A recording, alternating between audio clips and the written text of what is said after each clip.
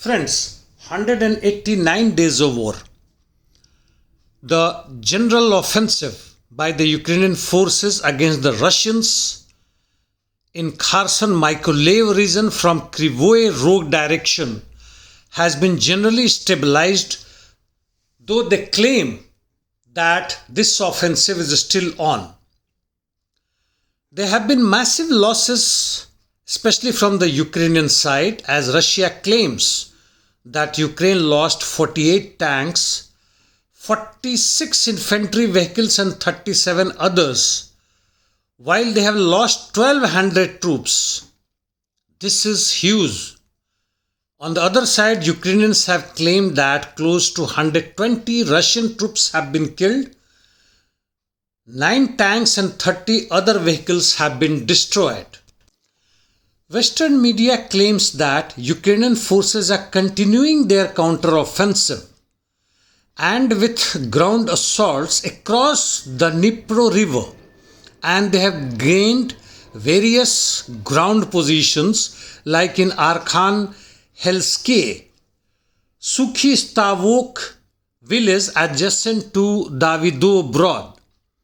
But while on the other side, the Russian offensive, which was continuing earlier in the south, have captured Posad Pokrovskoye adjacent to Oleksandrivka, which they had captured earlier.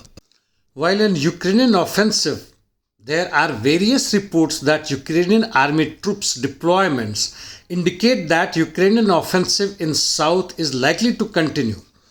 While near Donetsk, Russian have broken second line of defense near Pervomaiskoye, and as far as north is concerned, Balaklie in Kharkiv region, it seems that Ukrainian forces are accumulating equipment and manpower, probably for another offensive close to Izium. In the meantime, Russian army have captured various territories in west and northwest of Donetsk, as well as in south between Marinka and Avdiivka. This has been shown without declaring it in ISW and other maps, the latest maps. From other fronts, I must say that me and my colleagues in India extend no condolence on death of Mikhail Gorbachev, who died yesterday and was single-handedly responsible for break of USSR, albeit the USSR that disintegrated was not a socialist entity. Syrian Oil Ministry has told that US is stealing on an average 66,000 barrels of oil every day from Syria, which is more than 80% of its national oil production. There is a news from Solomon Islands, which now has a contract with Chinese government and has banned all US warship from entering its local ports. Well, the US reaction is not known so far.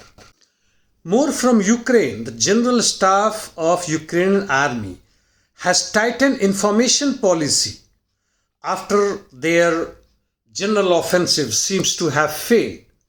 Washington Post has reported that Ukrainians have deployed many wooden decoys resembling HIMARS, and Russians' caliber missiles were wasted on them more than 10 times. They failed to tell their readers that while you carry out reconnaissance trying to find out the enemy's targets, there is a huge difference between the decoys and real, as they capture signature of heat and metals of the enemy equipment.